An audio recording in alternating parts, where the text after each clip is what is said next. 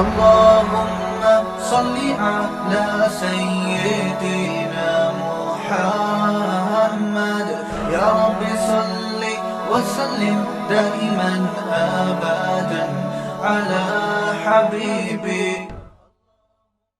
حضور کے زمانے میں تراویح انفرادی طور پر ادا کی جاتی تھی. حضرت عمر کے دور میں باقاعدہ جماعت کی صورت میں اختیار کر گئی. خود حضرت عمر جب مسجد تشریف لائے اور نمازیوں کو جماعت سے ادا کرتے ہوئے دیکھا، فرمانے لگے کیا اچھی بدعت ہے. بدعت اچھی ہو یا بری، بدعت تو بدعت ہے. بدعت واقعی بدعت ہے، بشرطے کہ اصطلاحی اور شرعی لحاظ سے اس کو بدعت کہا جائے. لغت میں اگر کسی چیز کو بدعت کہا گیا تو وہ بدعت نہیں ہے. خود نبی نے اپنے بارے میں کیا کہا؟ قل ما کنت بدعا من الرسل. یہاں بدعت لغوی معنی میں ہے کہ اے لوگوں میں کوئی نیا نبی نہیں ہوں، میرے سے پہلے بھی نبی آئے ہیں. تو ہر نئی چیز کو بھی کیا کہا جاتا ہے؟ عربی میں بدعت کہا جاتا ہے. تو اصطلاح میں جس کو بدعت کہا جاتا ہے کہ کسی چیز کو دین سمجھ کے ایجاد کرنا جبکہ نبی سے اس کا ثبوت نہ ملتا ہو، یہ بدعت اچھی ہو بری ہی ہے یہ. جبکہ حضرت عمر نے جو تراویح کے بارے میں فرمایا کہ نعمت البدعۃ ھذہ، تو ان کا مقصد یہ تھا کہ نبی صلی اللہ علیہ وسلم نے ایک سنت کو زندہ کیا، کسی عذر سے نبی نے اس کو چھوڑ دیا تو وہ سنت متروک ہو گئی، اس میں ایک حکمت تھی، لیکن اب اس کو دوبارہ زندہ کرنا چاہیے تھا ہمیں، کیونکہ نبی نے جو چھوڑا تھا وہ اس لیے کہ یہ تراویح تم پہ فرض نہ ہو جائے یہ تراویح تم پہ فرض نہ ہو جائے. تو اب فرضیت کا امکان کیا ہو گیا؟ ختم. تو یہ کام حضرت ابو بکر کو کر لینا چاہیے تھا، لیکن انہوں نے کیوں نہیں کیا؟ ان کو 2 سال ملے اور اس میں اتنی مصروفیتیں تھیں حضرت عمر ابو بکر کے دور میں کہ وہ بہت بڑی بڑی جنگوں سے نمٹ رہے تھے، ان کو ٹائم نہیں ملا. بعض لوگ اعتراض کرتے ہیں ابو بکر نے کیوں شروع نہیں کر دیا؟ بھائی حضرت ابو بکر کو بہت سارے کاموں کا موقع نہیں ملا، وہ کام پھر حضرت عمر کے دور میں جا کے ہوئے ہیں. حضرت عمر نے لا بنایا تھا کہ جو متا کرے گا رجم کروں گا میں اس کو. حضرت عمر سے پہلے جو متا کرتا تھا نا تو اس کے لیے کچھ صوف وہ تھا کہ بھائی بہت سے لوگوں کو متا کے حرام ہونے کا علم نہیں ہے. ابو بکر کے دور میں بھی بہت سے لوگوں کو علم نہیں تھا کہ متا حرام ہے اسلام میں. تو حضرت عمر نے ابو بکر نے لا نہیں بنایا کیونکہ ٹائم نہیں ملا، ساری چیزیں ایک دم سے تھوڑی ہو جاتی. حضرت عمر کا زمانہ 10 سال سے زیادہ تھا، ان کو ٹائم ملا، اسٹیبل ہو گئی حکومت، مضبوط ہو گئی. پھر انہوں نے لا بنایا کہ جو متا کرے گا اس کی سزا میں اور زانی کی سزا میں کوئی فرق بولو نہیں ہے. انہوں نے یہ لا بھی بنایا کہ جو 3 طلاقیں دے گا 3 سمجھی جائیں گی، کیونکہ اس سے پہلے کنفیوژن تھی، کیونکہ زمانہ جاہلیت میں 3 کو 1 سمجھا جاتا تھا. تو ہو سکتا ہے بہت سے لوگوں کو علم ہی نہ ہو کہ 3 ہوتی ہیں. حضرت عمر نے قانون بنایا اب جو 3 دے گا اس کو کیا سمجھا جائے گا؟ 3. اور کسی نے بھی حضرت عمر کے اس قانون پہ اعتراض نہیں کیا. تو یہ اجماع صحابہ ہو گیا. جب اجماع ہو گیا تو اب اس کی میں تبدیلی جائز نہیں ہے. تو تراویح کا بھی ایسا ہی ہے. تو ابو بکر رضی اللہ تعالیٰ عنہ کے دور میں ان کو موقع نہیں ملا، لوگ پڑھتے تھے اخپل طریقے سے پڑھتے تھے. تو حضرت عمر نے آ کے ایک امام پہ ان کو جمع کر دیا اور پھر فرمایا نعمت البدعۃ ھذہ، کیا اچھا کام کیا. اس کا مطلب ترجمہ بدعت سے ہوگا ہی نہیں، اس کا مطلب کیا اچھا کام کر دیا میں نے، جو میں نے کیا اللہ نے مجھ سے لیا ہے. تو اس معنی میں وہ نیا کام ہے. سمجھتے ہو؟ یہی وجہ ہے کہ اور اس کی دلیل حضرت عمر کے پاس تھی. وہ دلیل کیا تھی کہ نبی صلی اللہ علیہ وسلم کی بخاری کی حدیث ہے کہ آپ نے 3 دن تراویح جماعت کے ساتھ مسجد نبوی میں پڑھائی ہے. تو یہ دلیل تھی حضرت عمر کے پاس. تبھی امام ابو حنیفہ سے جب پوچھا گیا نا کہ آپ تراویح کو سنت کیوں کہتے ہو، کیا دلیل ہے، تو انہوں نے کیا کہا کہ میں عمر کو بدعتی نہیں سمجھتا. اگر حضرت عمر نے یہ کام کیا ہوتا اور نبی سے ثبوت نہ ہوتا تو صحابہ نہیں کرنے دیتے پھر یہ کام. سارے صحابہ نے اس کو مانا بھی اور پوری دنیا میں اس کو رائج بھی کیا. اور حضرت علی جب آئے تو انہوں نے دعا کی، جب مسجد نبوی میں منظر دیکھا نا اپنے دور خلافت میں، انہوں نے کہا کہ اللہ عمر کی قبر کو نور سے بھر دے، کچھ اس طرح کے الفاظ ہیں. اس نے ہماری مسجدوں کو رونق بخشی. تو اسی وجہ سے تراویح رمضان کے ساتھ خاص ہے. رمضان کے علاوہ تراویح بدعت عمل ہے، کیونکہ حضرت عمر نے رمضان میں کیے، رمضان کے علاوہ میں نہیں کیے. رمضان کے علاوہ میں اگر کوئی یہ کرنا چاہے نا کہ میں جماعت سے اتنے لوگوں کو بلا کے نماز پڑھوں گا تو اٹ از کالڈ بدعت، کیونکہ اس کا ثبوت صرف رمضان میں ہی ملتا ہے. اور یہ حضرت عمر نے اول وقت میں پڑھائی ہے، اس لیے ہم کہتے ہیں کہ اول وقت میں ہی یہ سنت ہے. اور اس کی رکعتیں 20 پڑھائی ہیں حضرت عمر نے. اس میں میں تفصیلی کلپ ریکارڈ کرواؤں گا انشاءاللہ کہ 8 تھیں 13 تھیں یا 20 تھیں، وہ میرے ذمہ قرض ہے. میں رمضان سے پہلے کرا دیتا، میں بیمار ہو گیا تھا. تبھی اس دور میں ہمیں جو پوری دنیا میں جو تراویح پھیلی ہے 8 کہیں بھی نہیں ملتی. اگر حضرت عمر نے 8 شروع کرائی ہوتی تو حضرت علی 8 پڑھتے، باقی حضرات 8 پڑھتے نا سب. اور وہ جو تہجد والی حدیث ہے بار بار کہتا ہوں اس سے استدلال درست نہیں ہے کہ حضرت عائشہ فرماتی ہیں نبی رمضان غیر رمضان میں 8 پڑھتے. بھائی وہ تہجد سے متعلق ہے، کیونکہ اگر وہ تراویح سے متعلق ہوتی تو تراویح تو نبی نے چھوڑی ہے. کہ تم پہ فرض نہ ہو جائے، جبکہ تہجد کی فرضیت کا کوئی امکان نہیں ہے، اور وہ چھوڑی بھی نہیں ہے، وہ تو پہلے بھی پڑھ رہے تھے اور بعد میں بھی پڑھ رہے تھے. تو اس لیے ہماری رائے یہی ہے، ہم اس میں کسی کو برا بلا نہیں کہتے. اب یہ تو ایک نئی جنگ چھڑ گئی ہے سوشل میڈیا پہ، بھائی کسی کا جو مسلک ہے وہ ٹھیک ہے، مسلک ہے، ہمیں اپنا مسلک بتانے کی اجازت تو ہوگی نا، دلائل دینے کی اجازت تو ہوگی، اور یہ ہمارا تھوڑی ہے، تو چاروں اماموں کا مسلک ہے یہ. اور بار بار کہتا ہوں امام مالک کی طرف جو 8 رکعتیں منسوب ہیں کہ وہ 8 رکعت قائل تھے یا 13 کے قائل تھے، وہ غلط ہے. امام مالک کی جو معتبر کتابیں ان میں 36 رکعتیں ہیں، 8 نہیں ہیں. بعض لوگ یہ بھی کہتے ہیں کہ جب امام مالک 36 کے قائل ہیں تو چاروں اماموں کا اجماع کیسے ہو گیا؟ بھائی چاروں اماموں کا اجماع ایسے ہو گیا کہ کم سے کم 20 رکعتوں پہ تو اجماع ہو گیا نا، 20 سے کم کا کوئی قائل نہیں ہے. پھر وہی باتیں بار بار ریپیٹ ہوتی رہتی ہیں. امام ترمذی نے لکھا ہے جتنی چاہو پڑھ لو. امام ترمذی نے 8 کا تذکرہ نہیں کیا ہے کہیں بھی. امام ترمذی نے 20 کا 40 کا تذکرہ کیا ہے، اس میں کہا ہے کہ جتنی چاہو پڑھ لو. 8 کا تو کوئی قول امام ترمذی نے سرے سے نقل کیا ہی نہیں ہے. تو اس سے صاف پتہ چلتا ہے کہ امام ترمذی کے دور تک بھی 8 پڑھنے والے کوئی بھی نہیں تھا. اور امام احمد نے بھی جو یہ کہا ہے نا کہ اس بارے میں کوئی یقینی ہمیں تعداد نہیں ملتی، تو وہ بھی 8 کے بارے میں نہیں کہا ہے، وہ بھی 20-40 کے بارے میں کہا. اور امام احمد کی جو اپنی فقہ کی کتابیں اس میں انہوں نے بھی 20 ہی کا قول اختیار کیا ہے. سمجھتے ہو کہ نہیں سمجھتے ہو؟ تو اس لیے بھڈے بڈے کرنے کی ضرورت نہیں ہے کہ جھگڑے وگڑے کرو جا کے، لیکن ہمارا یہ حق بنتا ہے کہ جو اسلاف کا اصل مذہب ہے اس کو تو ہم مضبوطی سے بیان کریں. اور بعض حنفیوں سے جو یہ حوالہ پیش کیا جاتا ہے نا کہ فلاں حنفی بھی 8 کے قائل تھے، بعض کی طرف تو نسبت ہی غلط ہے. انہوں نے کہا کچھ اور ہے، وہ کچھ اور کہہ رہے ہیں، لیکن ان کی طرف نسبت کر دی کہ وہ 8 کے قائل تھے. اور بعض حنفیوں سے 8 ثابت ہیں تو ہم ان کے قول کو رد کرتے ہیں، ہم ان کے قول کو نہیں مانتے. اگر کسی حنفی نے لکھ دیا ہے تو ہم کو، ہر حنفی کا قول ہم پر حجت تھوڑی ہے.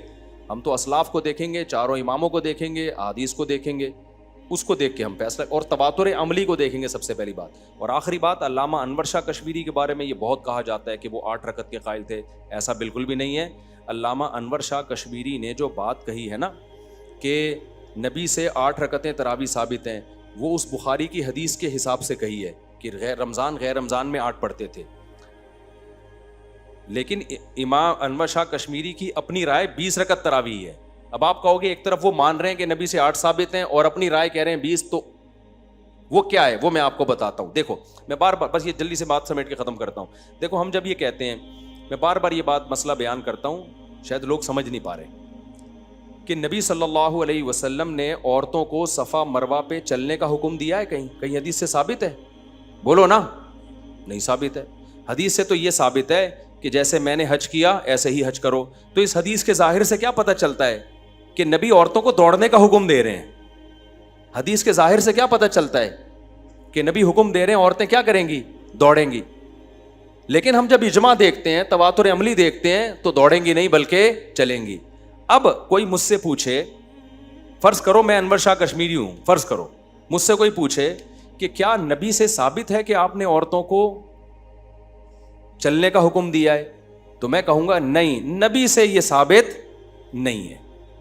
نبی سے یہ ثابت نہیں، بلکہ نبی سے جو بات ثابت ہے وہ تو یہی ثابت ہے کہ جیسے میں نے حج کیا ایسے ہی حج کرو. تو اس کے ظاہر سے یہ پتہ چلتا ہے کہ میں دوڑا ہوں تو تم بھی دوڑو. اب اس کا کوئی فوراً یہ مطلب نکال لے کہ مفتی طارق مسعود صاحب عورتوں کے دوڑنے کے قائل ہیں، چلنے کے قائل نہیں ہیں. نہ، یہ میری آدھی بات ہے. پوری بات یہ ہے کہ بھائی نبی سے اگرچہ ثابت نہیں ہے، لیکن ہر مسئلہ حدیث میں صراحتاً نہیں ہوتا. کچھ مسئلے اجماع امت سے ثابت ہوتے ہیں، کچھ خلفائے راشدین سے ثابت ہوتے ہیں. تو ہم یہ کہیں گے اسلاف کے عمل سے پتہ چلتا ہے کہ چلیں گی، دوڑیں گی نہیں. اس سے پتہ چلتا ہے کہ نبی کے دور میں بھی چلتی تھیں، دوڑتی تھی نہیں. تو نبی سے صراحتاً ثابت نہیں ہے، دلالتاً ثابت ہے. تو یہاں بھی علامہ انور شاہ کشمیری نے جو یہ فرمایا نا کہ نبی سے تو 8 ہی ثابت ہیں، آگے جا کے انہوں نے یہ لکھا ہے کہ میں یہ نہیں کہتا کہ 20 رکعت سنت نہیں ہے. وہ کہتے ہیں حضرت عمر سے کتنی ثابت ہیں؟ 20 ثابت ہیں. لہذا انور شاہ کشمیری کی رائے میں بھی 20 سنت ہیں. تو ان کا مقصد تو یہ کہ مرفوع حدیث ہمیں اس بارے میں نہیں ملتی، لیکن سنت انور شاہ کشمیری کی نظر میں بھی کتنی ہے؟ 20. وہ اور فالو وہ حوالہ کس کا دے رہے ہیں؟ حضرت عمر کا حوالہ دے رہے ہیں. سمجھتے ہو کہ نہیں سمجھتے؟ تبھی انور شاہ کشمیری رحمۃ اللہ علیہ کی جتنی آل اولاد ہے ہمارے جامع رشید میں تو ان کے نواسے پڑھاتے ہیں، ٹیچر ہیں. میرے اساتذہ میں انور شاہ کشمیری رحمۃ اللہ علیہ کے نواسے داخل ہیں. تو انور شاہ کشمیری رحمۃ اللہ علیہ کے بیٹے پوتے آگے ان کی ساری نسل جو ان کے بارے میں بتاتی ہے وہ یہی کہ وہ کتنی پڑھتے تھے بھائی؟ وہ تو 20 رکعت پڑھتے تھے، وہ 20 رکعت کے قائل تھے. تو ہمارے ہاں جو اہل حدیث حضرات ہیں انہوں نے انور شاہ کشمیری رحمۃ اللہ علیہ کے قول کو سمجھنے میں ان سے غلطی ہوئی ہے. سمجھتے ہو کہ نہیں سمجھتے؟ وہ اس طرح آدھی بات پیش کی جاتی ہے. پوری بات یہی ہے کہ وہ اصل میں یہ بتانا چاہ رہے ہیں کہ نبی سے ثابت نہیں ہے اس بارے میں کتنی رکعتیں، لیکن چونکہ عمر سے ثابت ہیں تو لہذا سنت کتنی ہے؟ وہ 20 رکعتیں ہیں، کیونکہ حضرت عمر بدعتی نہیں ہو سکتے. سمجھتے ہو؟ اور ویسے بھی صحیح حدیث ہے، علیکم بسنتی و سنت الخلفاء الراشدین المہدیین عضوا علیہا بالنواجذ. عضا عضو علیہا بالنواجذ. آپ نے فرمایا میری اور خلفائے راشدین کی سنت کو لازم پکڑو اور اسے اپنی داڑھوں سے پکڑ لو مضبوطی کے ساتھ، چھوڑنا نہیں اس کو. تو خلفائے راشدین نے کوئی کام کیا ہو اور اس پہ کسی نے انکار نہ کیا ہو تو وہ عمل بھی ہمارے لیے اس حدیث کی روشنی میں کیا ہے بھائی؟ سنت عمل ہے. تو ہم کہتے ہیں خلفائے راشدین میں کے دور میں نہیں ہوتا تھا کہیں بھی ایسا جیسے. اور پھر بات یہ ہے، وہی بات بار بار، کہ اسلاف نے اس کو تراویح کا نام دیا تو وہ 8 رکعتوں پہ فٹ بیٹھتا ہی نہیں. لہذا جو 8 رکعتیں پڑھتے ہیں، ٹھیک ہے، ان کا مسلک ہے، ان کا موقف ہے، اس کو تراویح بالکل بھی نہ کہیں. وہ اس کو صلاۃ اللیل کہہ لیں، قیام اللیل کہہ لیں. تبھی اب کیسے کہنا بھی شروع کر دیا، تراویح کا لفظ انہوں نے کیا کر دیا ہے، ختم، کیونکہ فٹ ہی نہیں بیٹھ رہا اس کے اوپر. تو ہم تو بھائی صلاۃ اللیل کے قائل ہیں رمضان میں بھی اور غیر رمضان میں. تراویح کے قائل ہیں صرف کس میں؟ رمضان میں. اور تراویح محدثین نے یہ لفظ استعمال کیا، فقہا نے یہ لفظ استعمال کیا، تابعین نے یہ لفظ استعمال، تابعین کا تو مجھے نہیں پتا، ابھی میں تحقیق کروں گا، لیکن تبع تابعین کے قریب تو ہمیں یہ لفظ ملتا ہے. لیکن بڑے بڑے محدثین اسلاف اور فقہا نے یہ لفظ تراویح کا استعمال کیا. امام بخاری نے تراویح کا باب باندھا. اچھا یہ بھی پھر بات سے بات نکلتی ہے، لوگ کہتے ہیں امام بخاری نے تراویح کا باب باندھ کے لائے تو 8 رکعت والی ہے نا، تو اس سے پتہ چلتا ہے امام بخاری بھی 8 کے قائل تھے. غلط. امام بخاری جس نے صحیح بخاری پڑھی ہے نا، اس کو پتہ ہے امام بخاری جب باب باندھتے ہیں تو بہت دفعہ اس باب کی مناسبت سے حدیثیں نہیں لے کر آتے. اتنی معمولی سی مناسبت ہونا کہ دونوں چونکہ رات کی نمازیں ہیں، تہجد بھی تراویح بھی، تو امام بخاری کی نظر میں اتنی مناسبت کافی ہے. ورنہ امام بخاری کے ابواب کی وجہ سے کبھی یہ نہیں کہا جاتا کہ چونکہ یہ باب باندھا ہے لہذا حدیث بھی اس پہ فٹ بیٹھ رہی ہے. اس کی ایک مثال، میں تو بخاری پڑھائی ہے میں نے جامعۃ الرشید میں، مجھے پتا ہے یہ تو، اور پڑھی بھی ہم نے، اور جس نے بھی بخاری پڑھائی ہے اس کو پتا ہے کہ امام بخاری کے باب اور ان کی حدیث ایسا ہوتا ہے کوئی میچنگ ہوتی نہیں ہے میچنگ.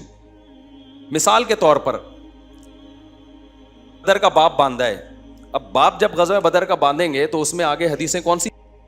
بدر کی نا، لیکن بدر کی نہیں ہے، نماز روزے کی آ رہی ہیں. آدمی حیران ہوتا ہے یار باب امام بخاری نے بدر کا باندھا ہے اور حدیثیں کس کی آ رہی ہیں؟ آپ نے بھی دورہ کیا ہوا ہے نا، دیوبند سے پڑھ کر آئے ہیں ماشاءاللہ. تو ہوتا کیا ہے، اس میں راوی بدری ہوتے ہیں، ٹھیک ہے نا. حدیث کے راویوں میں جو صحابی ہوں گے نا وہ کیا تھے؟ بدر میں شریک ہوئے تھے. اس بیس پہ امام بخاری نے بدر کے باب باندھ کے اس کے تحت حدیثیں لے آئے. آگے آتا وکانہ بدرین، یہ صحابی کہاں کے تھے؟ غزوہ بدر میں شریک ہوئے. حالانکہ نماز غیبت سے، حدیث غیبت سے متعلق ہوگی، چغلی سے متعلق ہوگی، نماز سے متعلق ہوگی، زکات سے متعلق ہوگی. آدمی کہتا ہے امام بخاری باب باندھ رہے ہیں بدر کا اور حدیثیں لا رہے ہیں نماز کی. تو جس نے بخاری پڑھی ہے اس کو پتا ہے کہ بھائی امام بخاری کے ابواب اور آگے حدیثوں میں میچنگ کا ہونا ضروری نہیں ہے. بعض دفعہ مناسبت ہوتی نہیں ہے، بہت دور دور سے ہم تلاش کر رہے ہوتے ہیں یار آپس میں میچنگ کیا ہے اس کی. تو امام بخاری کی کتاب دوسری کتابوں کی طرح نہیں ہے. دوسری کتابوں میں جب باب باندھا جاتا ہے نا تو ٹو دا پوائنٹ اس باب کے حساب سے حدیث لائی جاتی ہے. تو اس لیے امام بخاری کے یہ جو پیش کرنا کہ تراویح کا باب باندھ کے 8 رکعت لے کر آئے ہیں، تو یہ اس کی علامت نہیں ہے کہ امام بخاری 8 رکعت کے قائل تھے. وہ تو بہت دور کی مناسبت، اتنی مناسبت بھی کہ دونوں رات کی نمازیں ہیں، بس اسی بیس پہ بھی. اور اگر پھر بھی آپ ہمارے اس دعوے کو نہیں مانتے تو میرا سوال ہے کہ اگر آپ امام بخاری کے اس دعوے کو کہہ رہے ہو کہ تراویح کا باب باندھ کے 8 رکعت لے کر آئے ہیں، تو 2 میرے سوال ہیں آپ سے. نمبر 1، تراویح باندھا کیوں؟ امام بخاری اس کو تراویح کیوں کہہ رہے ہیں؟ تراویح تو 8 رکعتوں پہ فٹ بولو نہیں بیٹھتی. 8 رکعت کو تو ترویحتین کہا جائے گا، تراویح نہیں کہا جائے گا. دوسری بات یہی باب امام بخاری نے 3 طلاق پہ بھی باندھا ہے. باب من اجازت طلاق الثلاث، ان لوگوں کی دلیل جو 3 طلاقوں کو 3 کہتے ہیں، اور نیچے حدیث لے کر آئے ہیں جس میں 3 طلاقوں کو کیا قرار دیا گیا ہے؟ 3. آپ فوراً کہتے ہو کہ بھائی اس حدیث سے یہ کہاں پتہ چلتا ہے کہ ایک مجلس کی ہے، یہ تو مطلق ہے. تو اب بھائی امام بخاری نے تو اس سے استدلال کیا ہے کہ 3 کتنی ہوتی ہیں؟ 3. وہاں آپ کہتے ہو کہ بھائی امام بخاری کا یہ استدلال ہمارے لیے حجت بولو نہیں ہے. یہ تھوڑی کہ امام بخاری کوئی باب باندھ دے تو ہم نے اس پہ ایمان لے آئے، ہم اس کو مان رہے ہیں کہ یہ جو آپ دلیل دے رہے ہیں نا کہ امام بخاری نے تراویح کا باب باندھ کے 8 لے کر آئے ہیں, یہ دلیل بولو نہیں ہے. امام بخاری کے باب باندھنا بہت دور دور کی, اور بھی میں اس کی بہت ساری مثالیں دوں گا کہ کوئی فٹ ہی نہیں بیٹھ رہی ہوتی حدیث اس باب پہ. پھر ہم طلبہ کو بتاتے ہیں, طلبہ بھی کہتے ہیں یہ باب یہ ہے, حدیث یہ, تم کہتے ہیں ایکچولی وہ اصل میں یہ. تو بس امام بخاری کا اپنا ایک اسٹائل ہے بھائی, انداز ہے, وہ ہمارے لیے قابل احترام ہے, لیکن یہ اس کی دلیل نہیں ہوتی کہ امام بخاری کی نظر میں یہ حدیث اس پہ پوری منطبق بھی ہو رہی ہے. اور ویسے بھی وہ طلاق کا بھی پھر وہی ہے کہ وہ پھر اس کو بھی مانو. آپ سمجھتے ہو کہ نہیں سمجھتے؟ حالانکہ طلاق میں امام بخاری کے استدلال بالکل درست ہے, کیونکہ انہوں نے مطلق حدیثیں لے کر آئے ہیں کہ ایک مجلس ہو یا الگ الگ مجلس, اس کا فرق نہیں ہے. تو وہ تو آپ فرق کر رہے ہو, تو آپ پر لازم ہے کہ آپ دلیل پیش کرو. تو یہ چند چیزیں تھیں جو آپ کی خدمت میں پیش کی. تو اس لیے آخری بات یہ کہ جب آپ 8 رکعت تراویح پڑھیں تو اس کو صلاۃ اللیل کا نام, تراویح کا نام نہ دیں آپ. پھر تراویح کے باب ہی ختم, بلکہ اس کو آپ کہیں تہجد. قیام رمضان بھی نہ کہیں آپ اس کو. جیسے رمضان میں صدقے کا ثواب بھی زیادہ ہے لیکن اس کو صدقہ رمضان نہیں کہا جاتا, تو آپ کہیں رمضان میں تہجد کا ثواب عام دنوں سے زیادہ ہے, لیکن وہ قیام رمضان تھوڑی ہے. تو قیام رمضان ایک الگ چیز ہے بھائی, ہم یہی کہہ رہے ہیں, اور یہی صدیوں سے تواتر کے ساتھ چلا آ رہا ہے. کسی کی سمجھ میں آ جائے ٹھیک ہے, نہیں آئے تو کوئی ہم فتویٰ نہیں لگا رہے اس کے اوپر. نہ پڑھنے سے بہتر ہے کم بخت, استغفر اللہ, یعنی کم بخت سے مراد یہاں ہمارے کچھ لوگ ہوتے ہیں جو 8 پڑھ کے نکل جاتے ہیں. تو مجھے لوگ کہہ رہے ہوتے ہیں دیکھو 8 پڑھ کے جا رہے, روکو. میں کہہ رہا ہوں یار اس سے اچھے ہیں جو بالکل بھی نہیں پڑھ رہے, تو کسی بہانے کچھ سردے تو کر لیتے ہیں نا. تو ورنہ ہم پھر مسئلہ یہ ہوگا کہ رمضان میں تو تہجد پھر آخری وقت میں ہونی چاہیے نا, تو آپ اول وقت میں کیوں پڑھیں؟ اور وہی بات حضرت عمر نے جو خود نہیں پڑھائی, یہ بہت اشکال کیا. حضرت عمر خود تو نہیں کرتے تھے نا, دوسرے سے کیوں پڑھوائی؟ ابے ہمیں اس سے کیا لینا دینا؟ حضرت عمر نے جب آرڈر دیا تو ہم اس آرڈر کے پابند ہیں. خود کر رہے ہو کہ نہیں کر رہے ہو بھائی. حضرت عمر تو حافظ قرآن تھے نا, حافظ قرآن کے لیے تو بہتر ہے خود پڑھے, وہ اپنی پڑھے, اپنا قرآن دہرائے. وہ ایک نے کل یہ اعتراض کیا کہ حضرت عمر نے خود تراویح کیوں نہیں پڑھائی, ابی ابن کعب کو کیوں کہا؟ بھائی اس کی وجہ یہ ہے کہ حضرت ابی ابن کعب مشہور قاری تھے, بہت خوبصورت آواز میں قرآن پڑھتے تھے. تو قاری ایسا ہونا چاہیے جس کی تلاوت لوگوں کو پسند ہو. تبھی تو صحابہ, نبی کے دور میں بھی نبی نے حضرت ابی ابن کعب کو امام بنایا ہے, صحابہ نے ان کے پیچھے نماز پڑھی ہے. تو یہ حضرت عمر کی حکمت تھی. اس میں حضرت عمر نے یہ بھی کہہ دیا کہ تراویح مسجد میں ہوگی, عشاء کی نماز کے بعد ہوگی, اور وہ 8 اور 13 والی میں جو اضطراب ہے وہ میں انشاءاللہ کبھی ڈیٹیل بتاؤں گا. اور اگر فرض کر لو اضطراب نہیں بھی ہے تو رجوع ثابت ہے. بعض ائمہ نے لکھا ہے کہ حضرت عمر نے شروع میں 8 شروع کی تھی اور پھر 20 کا رواج دیا انہوں نے. تو اس میں 2 وجہ ہو سکتی ہیں, یا تو حضرت عمر کے پاس وہ دلیل پہنچ گئی ہوگی کہ نبی نے 20 رکعت پڑھی تھی, ان کے خیال میں یہ کوئی ایسی دلیل پہنچ گئی ہوگی, یا یہ کہ انہوں نے دیکھا ہوگا 8 رکعتوں میں لمبی بہت ہو رہی ہیں, لوگوں کے لیے پڑھنا مشکل ہو رہی ہیں. تو جب ایک چیز حضرت عمر نے رائج کر دی, 20 پہ لوگوں کو لے آئے, 8 شروع کر کے 20 پہ اینڈ کیا, اور سب نے اس کو مان لیا, تو اب آپ بھی اسی کو کرو جو حضرت عمر کا آخری عمل تھا. سمجھتے ہو کہ نہیں سمجھتے؟ وہ زیادہ بہتر ہے بنسبت اس کے جو پہلا عمل تھا. ورنہ اصل بات تو یہ ہے کہ اس حدیث میں اضطراب ہے, جو میں ریفرنسز سے انشاءاللہ ثابت کروں گا. تو بات وہ, ہاں تو اول وقت میں پڑھی جائے گی, 20 رکعتیں پڑھی جائیں گی.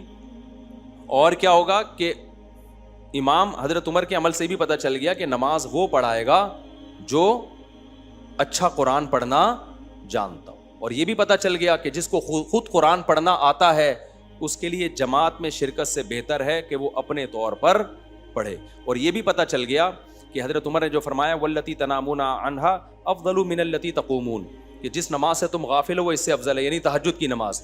تو اصل میں حضرت عمر کا مقصد یہ نہیں تھا کہ یہ نماز ختم کر دو, مقصد یہ تھا کہ اتنی لمبی نہ کھینچو کہ تہجد کا تمہیں ٹائم نہ ملے, تم سو جاؤ آخری وقت میں. نہ, اس لیے ہم کہتے ہیں حضرت عمر کے اس عمل سے بھی پتہ چلا کہ تراویح ایسے وقت میں ختم کی جائے کہ لوگ آرام کریں اور تہجد کے لیے بولو اٹھ جائیں. تو یہ ساری چیزیں ہم عمر سے لے رہے ہیں, نبی سے اس بارے میں ہمیں کچھ بھی نہیں ملتا. تو آپ یا تو عمر کو پراپر فالو کریں یا نبی کو پراپر فالو کریں. اگر نبی کو پراپر فالو کرنا ہے تو پھر جو 8 رکعتوں والی حدیث ہے اس میں تو آتا ہے آپ نے 4 رکعتیں کر کے پڑھی ہیں, جبکہ آپ کیسے پڑھتے ہیں 2 رکعتیں کر کے. اس میں تو آخری وقت میں پڑھی ہیں, آپ کیسے پڑھتے ہیں اول وقت میں. اس میں تو آتا ہے کہ انفرادی پڑھی ہیں, آپ کیسے پڑھتے ہو جماعت سے پڑھتے ہو. تو وہ پھر ایڈجسٹمنٹ ہوتی نہیں. تو اس لیے چاروں اماموں نے اس میں حضرت عمر کو لیا ہے, تو اس لیے ان کے مذہب میں کوئی کنفیوژن نہیں ہے. اور باقی جو حضرات ہیں وہ اس میں نبی کے ڈائریکٹ عمل کو لیتے ہیں، تو پھر بھائی وہ پھر کنفیوژن کا شکار ہوتے ہیں. تو یہ ہے کیا بس یہ تراویح کے علاوہ آپ کچھ اور کرو یار، بس کرو، میں انسان کا بچہ ہوں یار، بعد میں دینا.